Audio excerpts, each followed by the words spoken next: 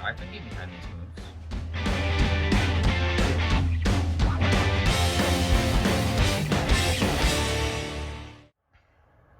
Welcome back to the Team 12 Seattle Seahawks podcast. I'm your host, Team 12, and today we're going to be talking about where the Seahawks stand in making it to the Super Bowl and in our division, and kind of going to be talking about the moves we could make and to catapult ourselves even farther into that top tier, which I think we are in, of the NFL, such as the Chiefs, the Buccaneers, the Bills. Depends on your view on the Packers. I think they're right below the S tier of them. If they get like a defensive lineman or a linebacker and a solid wide receiver too for Aaron Rodgers, then I think they're up in that S tier, upper echelon of teams. But what I think the Seahawks should do this offseason is go after one more cornerback, such as Richard Sherman or Quentin Dunbar, as on my list right here. I think that Richard Sherman, we should give him a max deal of guaranteed $3 million, up to $6 million if plus incentives. And I'm talking like if you find the cure to cancer type of incentives back in the early 2010s, like they used to do. So like there would be breaking news: person gets signed to $200 million contract. But literally $150 million of that is if you find the cure to cancer and win the Super Bowl in the same day. So that's pretty much what that was. I think that type of incentives and like a signing bonus, along with that, I think Quentin Dunbar would be another good option if we don't get Sherman, because he's used to our scheme. He knows it. He knows the kick step and all that. He was doing better than Shaquille Griffin was in the first 6 games, and then he had that knee issue that he was having, and after that he was looking like a really, really trash cornerback. Like, can't even, if you put him out in the field, he's just a body out there. Like, he's gonna get burnt, he's gonna get destroyed. But I got the massive hiccups right now. In those first 6 games he was playing like a number 1 corner. And I think with another year under our scheme and a better defensive line and better group together, I think he could be a number 1 corner for us. So we have him, Ahkello Witherspoon, DJ Reed, and then we also have Ugo Amadi in the slot. And then maybe they want to put Marquise Blair back in the slot, but I think Ugo did an amazing job. I think he was our top corner last season based on the eye test. And our safeties, if we move on from Diggs, I hope we do. I think we should trade him for like a 5th round pick, maybe a 6th, and like a 7th, 6th and 7th, and or to be a 5th. And then we'd clear up some cap space, and then we'd slot Blair in at free safety, because he was a 2nd round pick, and he's a great player. He has massive hits. You've seen the highlights. You've seen what he can do. It's just injury-riddled somewhat seasons. And I think if he can just have one healthy season next to Jamal Adams, he's like a strong safety, but covers great. He's like a low-end strong safety and normal free safety, and he'd be great in that role alongside with Jamal Adams. Then for defensive ends, I don't think we need anybody else, but there's so many quality pass rushers out there still on the open market, such as Jadeveon Clowney. We saw him when he was with the Seahawks. Sure, he didn't put up those sack numbers, but he had Ziggy Ansah, who didn't do anything. You may as well slot him as a 7th round rookie that has zero potential in the NFL. That's how he performed in that season. Then Jaron Reed, he was suspended for 6 games. Then when he was back in that 2019 season, he had a high ankle sprain. And then we had Al Woods, like the guy that we were signed, Al Woods. He had a great season, and then he got suspended for STDs, or not STDs. For performance-enhancing drugs. And he was doing great, but he got suspended for that, and that was annoying. But that's what led to our demise in those playoffs. So then we have Aldon Smith. I think he would be great alongside Dunlap. But again, just like really low end, like real low balls, like 3 million, 3 million, 2 million, league minimum for veterans, and Bruce Irvin and Ryan Kerrigan. I think you just throw like a couple million at them, see if they sign. If they don't, oh, big whoop, it's completely fine. We have Dunlap, and I need to remember his name. I always forget it, but the other defensive end.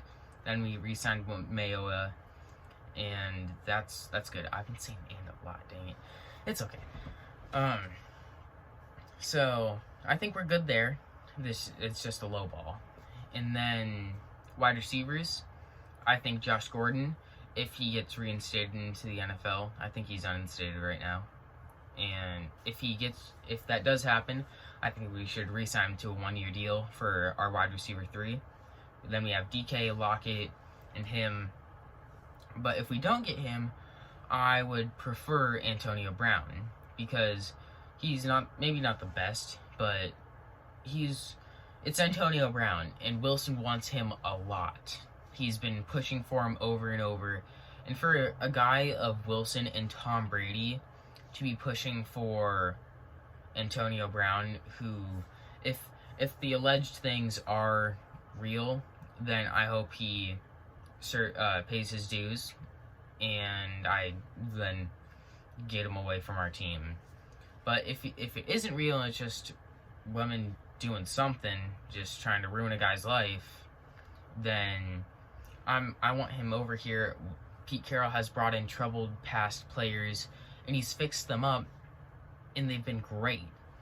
So I think that would be good for Antonio Brown to just DK Tyler Lockett and Antonio Brown. It's just beautiful in my mind.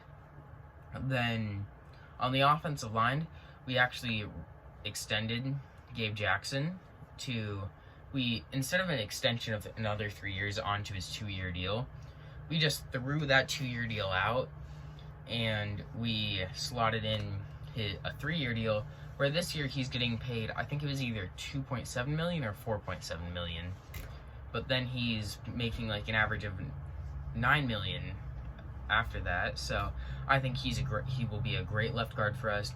Damian Lewis is a great left guard. Dwayne Brown is an amazing left tackle. Brendan Shell, he was like league average, and with some more continuity on that offensive line, with bringing back Ethan Posick, you're only switching out one person on that offensive line. We haven't done that in a long time. Continuity is pretty much everything for the offensive line. You see those top tier offensive lines like the Chiefs before they cut their 2 offensive tackles, and the Packers. What do they have in common? Yes, they have top tier talent and players at those positions, but they also have years of continuity. So I think that's what we should do for this offseason. Also, where we stand in the division, I think if the 49ers draft Mac Jones at 3, I think you were looking at a 6-10, at best 11-5 49ers team. Because I don't think Mac Jones is much better than Jimmy Garoppolo. I think his top tier will be a little better. Maybe 1 or 2 more touchdowns, like 3 more touchdowns than his average and stuff like that. But it's not going to be that different. And look at their defense. They have Nick Bosa, Javon Kinlaw, and there's one other guy, I forgot his name, but and the linebacker, Fred Warner. Other than that, they don't really have anything. They have Jason Verrett. He can't stay healthy for anything. This was his first healthy season in a long time. And they have the safety, who is really good. His last name's Ward. Other than that, it's not that good for their defense. So I think that's where we stand in our division with the 49ers. The Cardinals, they're really iffy. Kyler Murray, he's shown some somewhat character issues-ish on the sideline. When they're down in games, he's just like sitting there just like moping, just like, I'm sad we're losing. He does what Aaron Rodgers does. He just mopes and sits there and just, ugh. He doesn't rally the troops like he did in the Bills game with the Hail Mary. Not the Hail Mary, the Hail Murray.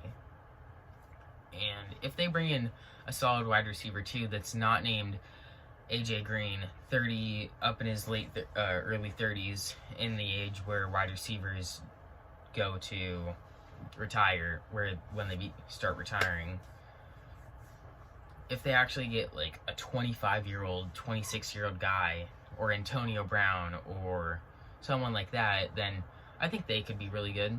They also have that pass rush that really, really freaks me out, and they have Budda Baker and Isaiah Simmons, and then their secondary's decent. Their defense could be solid. It's scary that they're going to be going against our offensive line, but our offensive line's looking great this year, in my opinion. So that really excites me, that Wilson's going to get potentially murdered on the field with J.J. Watt and Chris Jones just double sacking him at the same time. That's a scary combination. And then the Rams, I don't know. They lost a lot of talent on that defense. Along with that offensive line, their starting center, he's still in free agency. He might get re-signed there, but he's in free agency. And then their left tackle, I forgot his name, but he's been a top-tier tackle this entire career. But he's getting really up there in age. He's in that Tom Brady level of age. He's in his 40s. So for an offensive lineman to be playing at that age, he's going to get hurt most likely like he did against the Seahawks last season. So that's going to weaken their offensive line. Yes, they don't have the goof there. They have Matthew Stafford. But I think their offense will be really solid. They also lost Gerald Everett, who the Seahawks signed, which I absolutely loved that signing. But then back to their defense. They lost John Johnson. They lost their second starting corner. I think they lost Michael Brockers, their defensive end. I think so. I'm not 100% sure, but it's dwindling down there, and that's exciting. So I think they could range from anywhere to 7-9 to 12-4. I think that's where they range. I think the Cardinals range anywhere from 6-10 to 12-4, maybe 11-5. And then the 49ers, I think they range, if they draft Justin Fields or Trey Lance, I think their upside is much higher, and that really scares me. So I think they could go anywhere from, if they draft Mac Jones, then I think they bottom out at like 6-10 or 5-11, and then their peak if they draft Mac Jones is 10-6. If they draft Fields or Lance, then I think they could potentially be 11-5, 12-4, lowest 8-8. Wait, no, that can't be possible because there's a 17-game season. Throw that all out, add another loss, or add another win onto whatever you think, or whatever you prefer for said team. But yeah, it's gonna get hard to be used to a 10-7 team. It's gonna be weird. But you know, the NFL, they like their money. They like their profit. It's a business, and the players play because it's a business. So that's what I think of that. It was kind of a choppy episode. Thank you for watching. Please like and subscribe. I will try and get a little more consistent. I like to do these in one shot, and that's why you haven't really seen many cuts. But I'll try to get a little consistent with not saying and stuff like that. But I like to get a little more genuine and not just pure script. So that's what I'm trying to do here. I'm trying to build a community. Thank you for watching. Please like and subscribe. It's always free to unsubscribe. I really appreciate it. It helps me. It pushes me a little more to think, oh, I'm climbing in subscribers. Oh, these people care and like what I'm doing here. So why wouldn't I do it? And it could potentially get me money someday. And that's pretty sick at being in my early teens. So that's pretty awesome. So once again, please like and subscribe. I'm asking a bunch, but it helps more than you'd think. Thank you for watching. I'll put a link in my description about for my Discord. And please join if you have a Discord or whatever. Maybe download it. It's kind of a community where we can just talk about Seahawks and stuff like that. It's not the most active right now because we don't have the most members, but if you join, helps with that activity, helps with creating it, and helps me eventually potentially start live streaming. So kind of a long episode. Thank you for watching. Have a good rest of your day.